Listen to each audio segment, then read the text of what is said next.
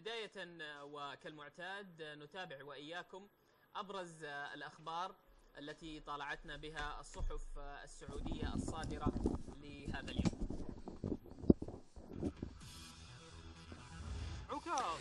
Ukad, une étude d'organiser le pèlerinage avec des motivations. Al-Medina, Hajjar, indemnisation des victimes des campagnes de pèlerinage de 60% des contrats. Al-Watan qui... Ukad... Non.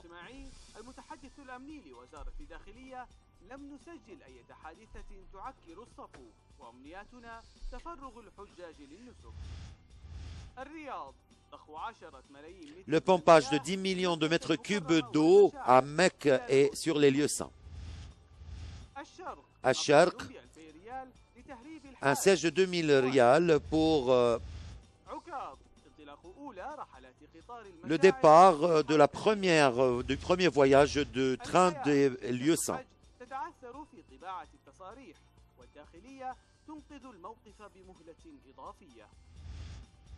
المدينة الإيقاع ب 750 حاجا بتأشيرة موسمية وضبط 400 مخالفة تأخير وغياب لموظفين.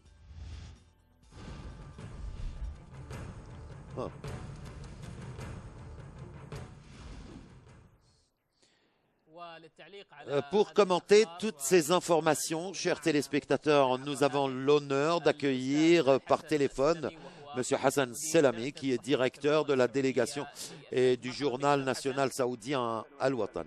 Bienvenue à toi, M. Hassan. Bienvenue également à toi et à tous les fidèles téléspectateurs de la chaîne satellitaire Iqra. À commencer par la première information quant à Ukad.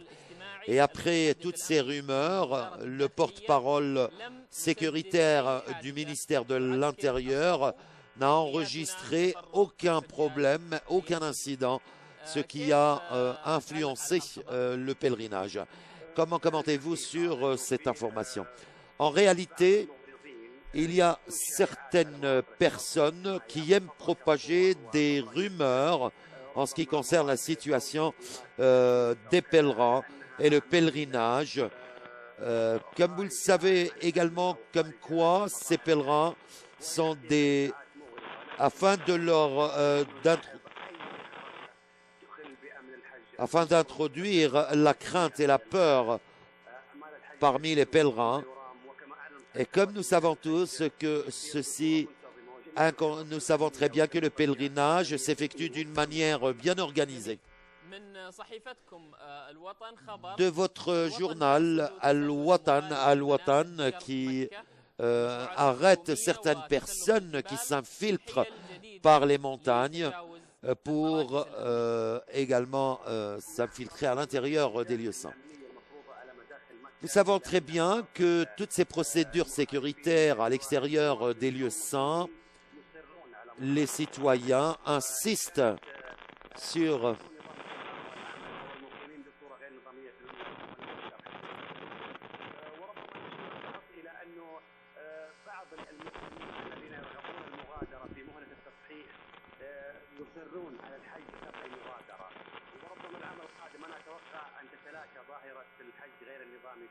Je crois que l'année prochaine, cette situation va se changer. Merci. Inch'Allah. Du journal Al-Riyad, le pompage de 10 millions de mètres cubes pour la Mecque et pour les lieux saints. Et du journal Al-Hayat, des entreprises, des sociétés de pèlerinage ne peuvent plus fournir des autorisations de pèlerinage. En ce qui concerne le pompage de l'eau, chaque jour, nous avons ces problèmes sur également toute l'équipe qui travaille sur le terrain pour résoudre ces... Oh là là.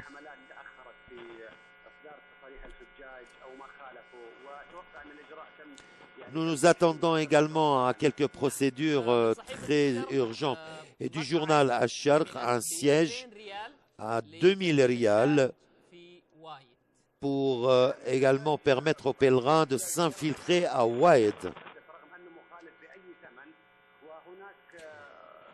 Nous savons très bien qu'il y a ceux qui entravent à la loi du pèlerinage par l'infiltration de certains pèlerins. Et nous attendons également, et bien sûr, nous sommes en place pour l'arrestation, pour vue d'arrêter ceux qui entravent à la loi.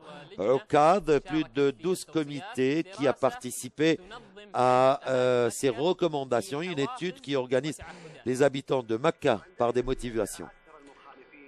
Ceux qui entravent à la loi, surtout dans l'application du système de Hajj, des lois du Hajj, vous savez très bien que les points d'accès vers la Mecque, des fois, on ne peut pas les contrôler en entier.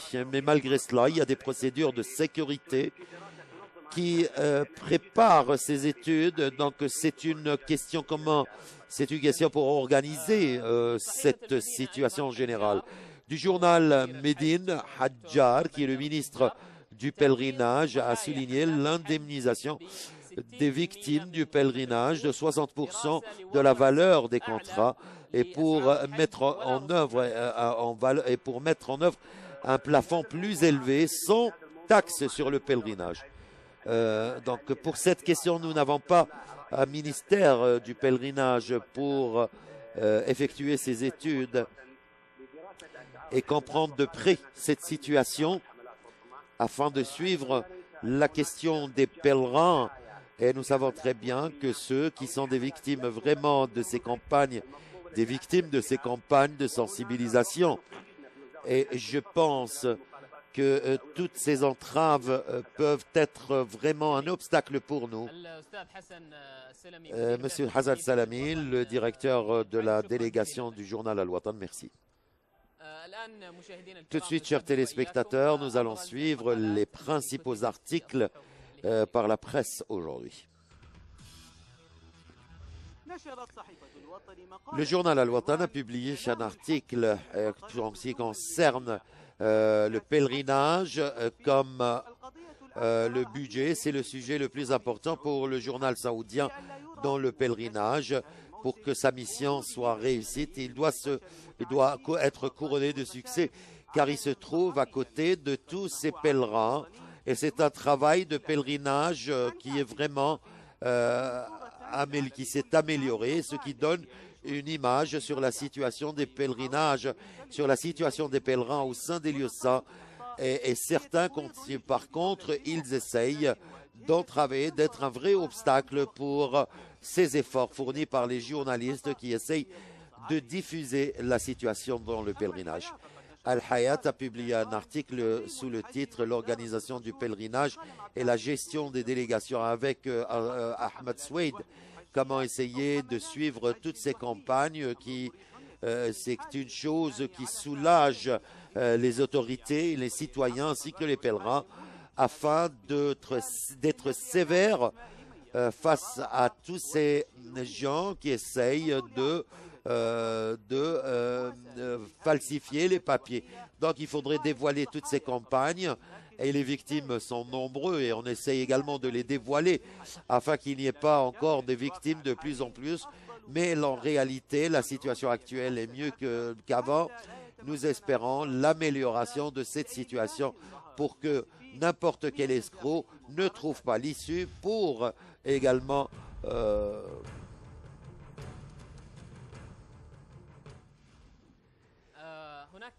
Chers téléspectateurs, il y a également un autre article de Oukad avec Khaled Sleiman qui a publié cet article, un pèlerinage sans les campements publics.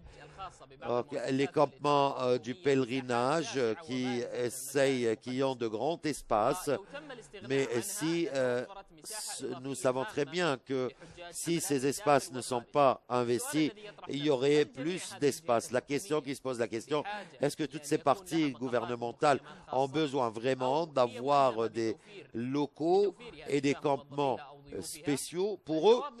La réponse, selon mon opinion, c'est non, même si cela est obligatoire envers ces fonctionnaires.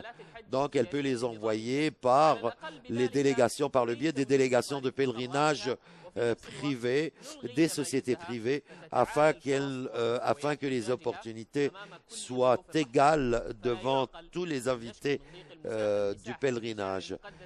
Nous devons également savoir qu'en ces moments, nous essayons d'améliorer la situation des campements au sein de la Mecque. Cette année, plusieurs camps des pèlerins qui sont à l'extérieur de Mina, ce qui a livré plus d'espace au logement à Mina.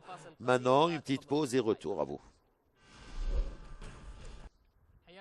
Chers téléspectateurs, bienvenue à tous encore une fois, où que vous soyez. La direction de l'État de la Défense civile a annoncé ses préparatifs pour faire face à tout incident, que ce soit à Médine ou dans les lieux saints et également à la Mecque, en affirmant ces préparatifs pour préserver les pèlerins, et pour venir en aide aux pèlerins. Pour discuter de cette situation, nous avons avec nous à l'antenne le dirigeant de l'État de la Défense civile. Bienvenue à toi, monsieur. Bienvenue à toi également. Bienvenue également à tous les fidèles téléspectateurs qui nous suivent en direct. Et si vous pouvez nous dire dès le début comment ces préparatifs des forces de l'État de la Défense civile, comment se sont passés. Au nom de Dieu, le tout miséricordieux, le très miséricordieux, et également que la paix soit sur notre prophète Mohammed, messager de Dieu.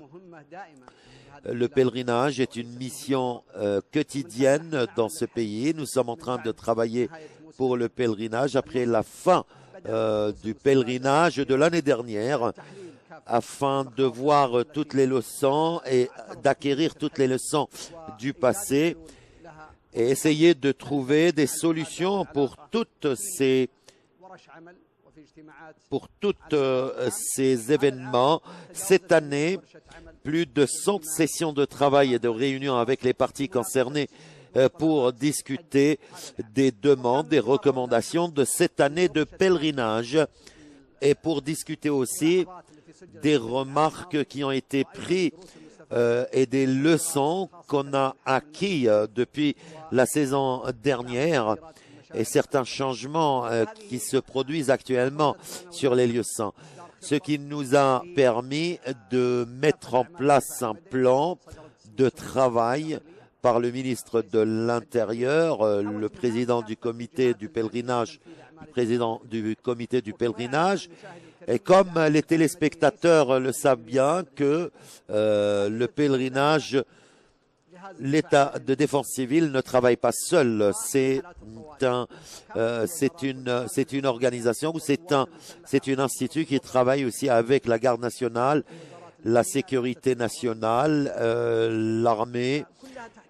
Ils sont tous sous l'ombre sous le parapluie de la défense civile. Nous travaillons tous ensemble et il y a une mission de toutes les départements de l'État de la défense civile depuis leur entrée pour venir en aide aux pèlerins, depuis leur entrée sur les lieux saints jusqu'à leur sortie. Nous avons plus de 80 centres de défense civile éparpillés sur les points d'accès, également sur les routes qui relient Mecca et Médine.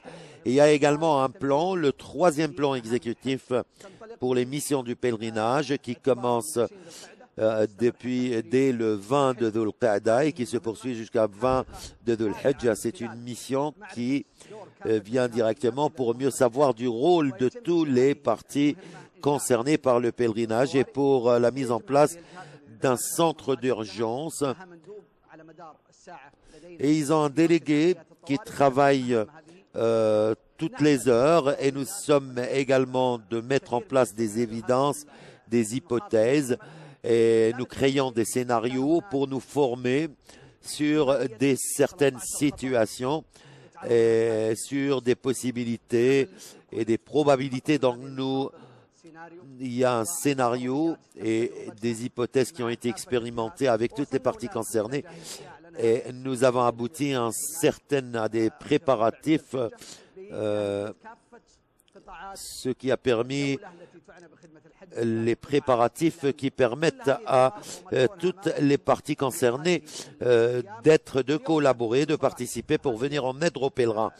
Aujourd'hui, ce matin, nous avons commencé avec un plan de surmonter les pèlerins vers la Mecque par Mina et de suivre également la circumambulation et l'arrivée des pèlerins. Hier et avant-hier, nous avons suivi l'arrivée des pèlerins à Médine jusqu'à la Mecque. Toutes ces étapes, nous remercions Dieu. Nous avons exécuté 3 étapes de 7 étapes. Donc nous avons encore 4 étapes pour commencer par maintenant 20 heures jusqu'après. Vous avez dit qu'après la fin du pèlerinage, les préparatifs commencent pour la saison de pèlerinage l'année prochaine. L'année dernière, quelles leçons vous avez acquis de tous ces incidents qui se sont produits et que vous avez tenté d'éviter ces incidents pendant cette saison d'aujourd'hui? Comme l'année dernière, il y avait le problème du train des lieux saints. Nous avons continué le travail jusqu'à cette année. Les recommandations il y a 2 semaines de mettre en place un plan pour réduire le nombre de ceux qui empruntent les trains. Nous avons également réglé et vu comment faire, comment créer également une administration chargée de tout le personnel. Donc c'est un mécanisme qui a été couronné de succès. Il y avait également, c'était parmi les leçons que nous avons acquises au cours de la saison de pèlerinage de l'année dernière. Le mécanisme de cette année est dans le cadre des procédures, comment réduire le taux des pèlerins, le nombre de pèlerins cette année, et de mettre en place un mécanisme pour réduire également la présence des pèlerins sur les lieux et également sur les lieux de l'Estelle. Les pèlerins qui sont pressés, comment nous essayons de traiter surtout le 12e jour et de garder de les préserver et d'également nous avons lu que cette année il y a un plan pour partager les pèlerins, surtout ceux qui sont pressés, ceux de l'intérieur, les pèlerins. C'est quelque chose qui nous engage à partager. Il y a par exemple certains qui peuvent quitter le royaume et d'autres qui peuvent rester. La majorité des pèlerins qui viennent de l'extérieur. Il y a cette étude, 1 370 000 pèlerins. Et le pèlerin ne quitte pas le 13e ou 14e jour. Il n'est pas obligé de quitter Mina le 12e jour. Et c'est là c'est quelque chose de positif pour organiser les délégations de pèlerins. Nous savons très bien qu'il y a cette conscience également parmi les pèlerins, même ceux de l'intérieur, et les campagnes de pèlerinage à l'intérieur qui dépassent 200 entreprises. Il y a une organisation, une coordination surtout pour les pèlerins qui sont pressés. Le pèlerin doit quitter par exemple le 13 au lieu du 12. Nous sommes en train de travailler pour ceux qui désirent quitter le royaume afin qu'ils puissent quitter le royaume sain et sauf. Il y a également des délégations qui conduisent les pèlerins vers les lieux saints, vers les différents lieux saints. Donc toutes ces étapes, les 4 étapes, nous travaillons pour qu'elles soient au profit du pèlerin afin d'éviter la bousculade et les encombrements qui sont pas nécessaires. Certains pèlerins, nous voyons maintenant directement comment le train se déplace parmi les lieux saints. Et donc tout ce travail se poursuit jusqu'au départ ou jusqu'au début demain matin, le départ des pèlerins de Mina vers Muzdalifa, également vers Mash'ar, Arafat également sur le lieu de Arafat, et c'est l'étape, la 5e étape, pour également faire attention à tout ceci soit au profit des pèlerins. nous allons rester à Ména. Comment les équipes de suivi travaillent pour dévoiler, s'assurer de la situation des campements. Tout d'abord, nous savons très bien que essayer de dévoiler, comme l'administration de la capitale essaye de mieux faire attention et de mieux prendre en considération de cette situation, de mieux prendre en considération la situation dans les campements. Donc, notre travail de suivi commence à partir du 20 et qui sont éparpillés comme les pompiers, les ambulances, les équipes d'intervention pour faire face à des cas urgents et pour observer et suivre n'importe quelle situation ou incident qui peut se produire. Comment également partager toutes les autres unités au sein du campement et de s'assurer de la situation à l'intérieur des campements. Plus de 20 unités d'observation ou d'extinction des incendies, des pompiers. Nous essayons de travailler avec eux pour faire face à toute situation. La défense civile se trouve sur tous les lieux et comme vous voyez, nous avons il y a eu également ce grand projet pour les tentes qui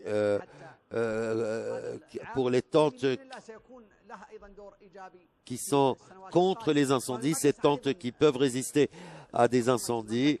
Le gouvernement du royaume fournit également des efforts pour que le lieu saint, l'année prochaine, sur les lieux saints, il y aura le même projet avec beaucoup de points positifs, mais pas seulement d'installer des camps, mais essayer de refaire toutes les infrastructures de ces lieux saints, ce qui permet de donner plus.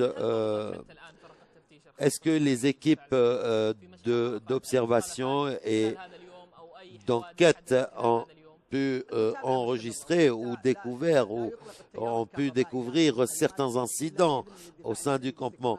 Vous savez très bien que ceci se fait surtout pour l'aide des pèlerins et nous sommes en train de faire un travail de suivi tout le temps et essayer de dévoiler, d'observer de certains incidents. Et toutes ces situations se sont passées, ont commencé l'année dernière. Nous sommes en collaboration, en coopération. Nous coopérons avec tous nos collègues avec plusieurs départements, organisations générales, même s'il y a eu cette entrave, comme par exemple la fermeture des sorties des urgences ou pour la non-utilisation des accès, des points d'accès. Nous essayons également, je vous affirme qu'il y a des punitions sévères envers certaines personnes qui entravent aux lois et qui peuvent causer beaucoup d'incidents ou de dangers Nous sommes en train de suivre cette situation, surtout de notre centre d'opération, plus de 12 chaînes qui sont en train de suivre tous les employés aussi qui sont en train qui travaillent au bénéfice pour répondre aux besoins des pèlerins. Nous accueillons plus de 1200 caméras qui diffusent directement tous les lieux. Il y a également des véhicules de transport qui peuvent nous transmettre aussi, nous diffuser les incidents. En cas d'incident, s'il y a n'importe quel incident, que vous êtes sur votre moto, dans votre véhicule, vous suivez cet événement ou chaque incident qui peut se produire sur les lieux saints, et ce grâce aux efforts fournis par le gouvernement du serviteur des saintes mosquées afin que les pèlerins retournent chez eux sains et saufs. Maintenant, il y a des appels qui se poursuivent chaque année pour les pèlerins afin qu'ils n'effectuent pas le pèlerinage sans autorisation. Il y a un contrôle très strict cette année, mais malgré cela, il y avait eu des infiltrations de certains pèlerins vers les lieux saints et sans autorisation. Et je souhaite que notre réalisateur, par exemple, de voir ceux qui passent la nuit sur les trottoirs ceux qui sont en train de passer la nuit sur les trottoirs au sein de la Mecque. Le serviteur des saintes mosquées ont des plans pour éviter tous ces dangers. Il y a également cette expérience, et nous parlons ici du problème. Nous avons commencé cette sensibilisation et annoncé quelques codes pénals.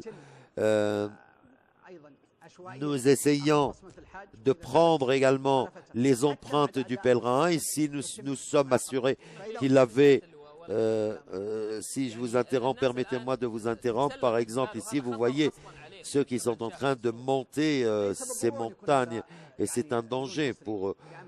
Donc, mais peut-être celui-ci ne veut pas dire qu'il est sans autorisation. Oui, il y a certaines personnes dans de telles conditions, surtout Mina, c'est une nuit, et ils ont eu l'habitude de monter ces montagnes car ils aiment observer pour avoir une vue générale. Moi, j'étais au studio et nous commençons à les appeler des fois. Mes collègues commencent à les appeler, mais il y a des jeunes qui aiment voir ce paysage spirituel. Donc, ils montent de parties, ils escaladent les montagnes des parties, de différentes parties de ces montagnes. Nous remercions Dieu sur tout ce que nous voyons, car le pèlerinage cette année est différent du pèlerinage de l'année dernière. Un contrôle total de la situation. Je tiens à remercier tous mes frères des services de sécurité et qui sont en train, également l'émir de la région de Mecca qui est en train de suivre et qui est même des fois venu sur les points d'accès pour vérifier. Il y a également d'autres parties qui contribuent, que ce soit des policiers, du département des passeports, et nous souhaitons également qu'il y ait un pèlerinage qui se poursuit pour les années prochaines afin de carrément éliminer cela. Une petite pause et retour à vous. Chers téléspectateurs, bienvenue à vous, que vous soyez en cette dernière partie de la table du pèlerinage. Nous accueillons le dirigeant des forces de l'État de la défense civile. Nous avons entendu parler que l'Organisation mondiale de la protection internationale voulait également avoir, ou plutôt échanger l'expérience de la défense civile. L'Organisation mondiale de la protection civile est une organisation pour faire face aux catastrophes. C'est une organisation première au niveau international. L'expérience, pas seulement de l'Arabie Saoudite, mais également, c'est une expérience qui a beaucoup à apporter à tout le monde, même pendant le pèlerinage, que ce soit pendant le pèlerinage. Et beaucoup ont été surpris par cette expérience et cette intervention rapide de la défense civile, et ce pour venir en aide aux pèlerins. Donc cette expérience a été également au bénéfice et au profit de tous les pèlerins. Et comme nous le savons tous, l'Arabie Saoudite organise également ce forum ou cette conférence internationale pour discuter de plusieurs sujets en ce qui concerne l'environnement, la météo, et nous sommes en train également de planifier certains événements sportifs nous essayons de voir comment organiser tous ces événements. L'Arabie Saoudite, c'est la première expérience de l'Arabie Saoudite, et nous traitons également avec les invités des lieux saints, et nous savons très bien qu'ils viennent avec cette diversité de cultures, diversité de langues, diversité de religions, et nous sommes en train de répondre à leurs besoins, et que l'Arabie Saoudite est en train, grâce à Dieu, est en train de fournir ses services à tous ses invités. Et c'est une expérience qui est très grande au service du pèlerinage, qui est très important et nous obéissons ceux qui sont au service du pèlerinage et aux pèlerins veulent toujours en état civil, vous êtes en train de profiter de toutes ces informations qui proviennent du centre d'information nationale. C'est une référence pour nous et pour le travail dans le pèlerinage. C'est une référence également pour les pèlerins qui viennent visiter le royaume.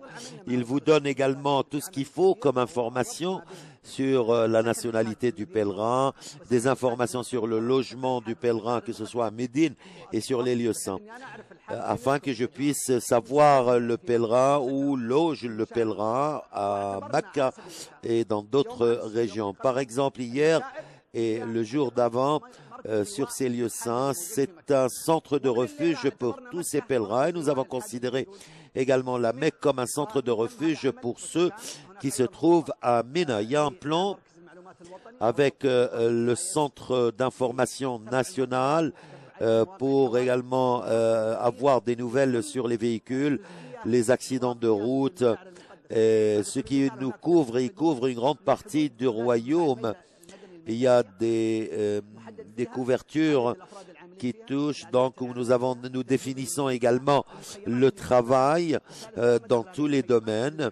Nous sommes en train également de montrer où sont les points d'accès. Nous sommes stricts et toutes ces informations sont très strictes et entre les mains du centre ou de l'Observatoire national des informations et qui sont les équipes qui de support dans ces espaces.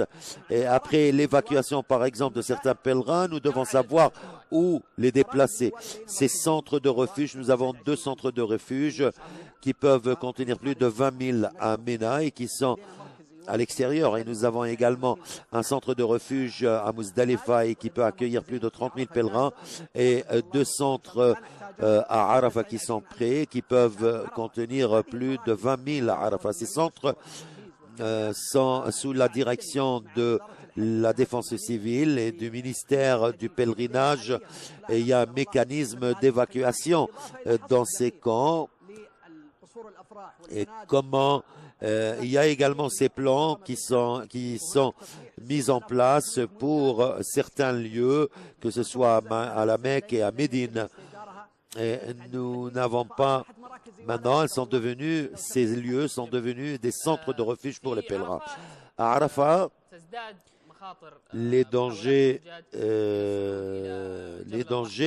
augmentent et multiplient, surtout quand certains pèlerins essayent de monter le mont. Et chaque année, nous avons ce genre d'incident et les campagnes de sensibilisation tentent de prévenir les pèlerins afin d'éviter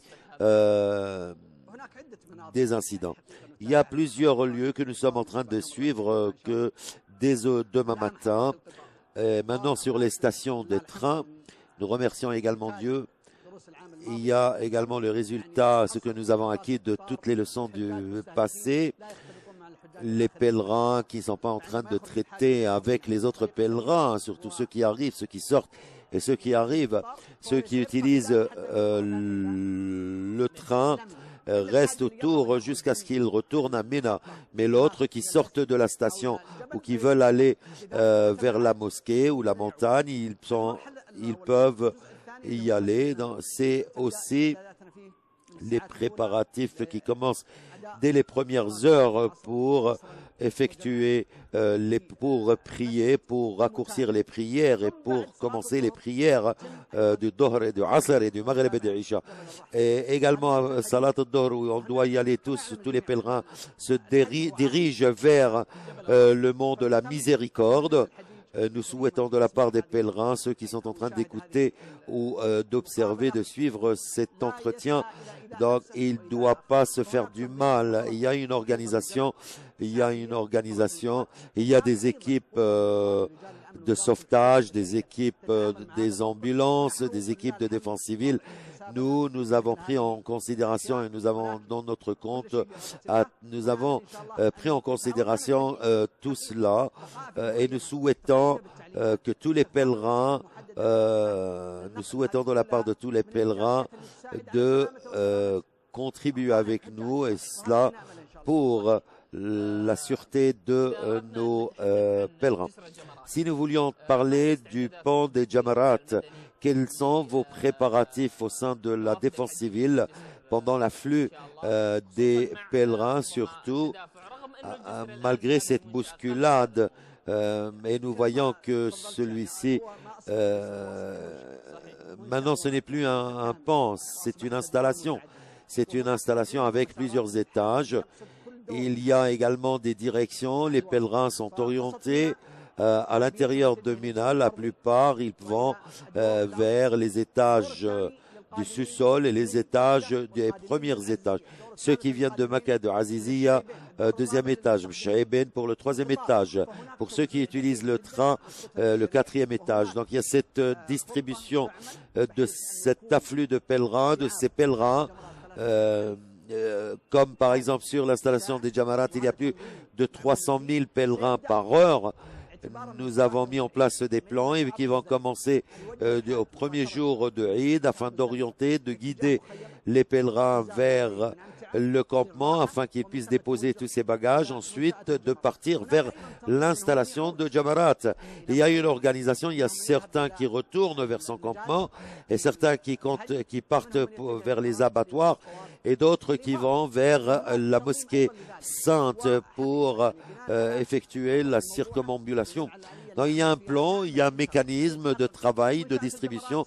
Les installations de Jamarat, même pour les pèlerins, fonctionnent d'une manière très organisée pour faciliter aux pèlerins d'arriver au point qui compte. Donc, quels sont les préparatifs que vous avez offerts aux personnes âgées, aux malades ou aux handicapés afin qu'ils se déplacent facilement? Il y a des mécanismes qui sont beaucoup de mécanismes. Le gouvernement du royaume était également, selon les directions du gouvernement du royaume, tout ce travail a été effectué d'une manière positive. Et surtout à partir de tous les lieux saints. Et pendant que les pèlerins commencent à lancer les cailloux vers les stèles, la lapidation des stèles, donc il y a des caméras et il y a également l'ouverture de certains tunnels. Le pèlerin qui traversait de longues distances depuis l'Azizia et jusqu'à Al-Jamarat, ou par la voie de Malik Abdallah, maintenant il peut directement se rendre de Azizia vers le lieu des stèles. Donc il y a un tunnel qui le conduit donc 300 mètres seulement de distance. Il peut directement se diriger vers les stèles et se lancer les petits les cailloux, ensuite revenir par le même tunnel. Donc cette voie, la voie qui sera, nous souhaitons de la part de Dieu, il y a également la sécurité qui compte pour nous, la sécurité des pèlerins. En ce qui concerne aussi la sensibilisation des pèlerins ici à Masha'ar, Makkah et Médine et certains médias, il y a beaucoup de campagnes, nous savons, il y a beaucoup de campagnes de sensibilisation, mais les pèlerins se déplacent même sans aucune sensibilisation. Ils ne sont pas sensibilisés sur les méthodes de déplacement. Parmi les plans que nous avons vécus l'année dernière, nous avons offert, diffusé plusieurs campagnes de sensibilisation pour les pèlerins afin qu'ils puissent bénéficier d'informations utiles.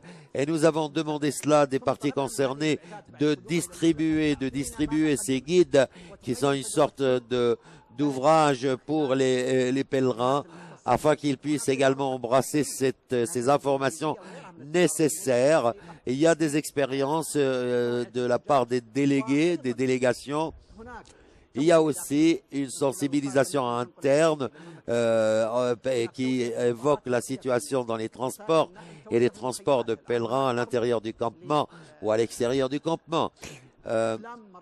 Il y a également des films vidéo qui vous montrent quelles sont les procédures comment les pèlerins peuvent comment les pèlerins peuvent agir face à certaines situations. Ces films vidéo, la majorité vont commencer à les suivre directement, que ce soit pendant les lieux saints et des lieux saints, sur le mont de la Miséricorde, près de la mosquée de Namira. Demain, il y a une journée de sensibilisation. À la fin de cette émission, Dr Ahmed, directeur de la Défense civile, nous vous souhaitons beaucoup de succès et que le pèlerinage cette année soit sain et sauf et que les pèlerins quittent le pays avec sain et sauf. Merci encore une fois, merci à vous et merci à tous les médias et les fidèles téléspectateurs et tous mes collègues. J'aimerais passer un message à tous mes collègues. Je leur souhaite un succès et un bon pèlerinage qui sera récompensé par Dieu. Merci à toi, merci à vous, chers téléspectateurs, d'avoir suivi cette partie sur la table du pèlerinage. On vous retrouve après-demain. Je vous laisse. Bye bye.